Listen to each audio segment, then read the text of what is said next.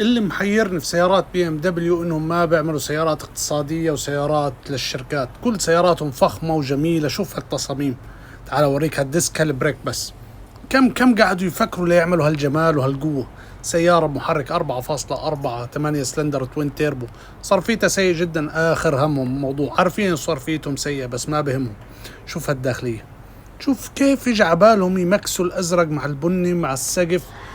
ما بتعرف، الجماعة شغالين في كوكب تاني غير باقي الشركات تماما. شاشات واضحة، كراسي مريحة.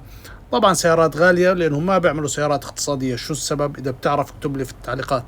بس السيارة هاي بتولد 738 حصان، والسيارة هاي فيها محرك كهربائي كمان. يعني هي صرفيتها سيئة مع المحرك الكهربائي. شوف هالداخلية، لو طالبها من فندق ما بتجيك هيك.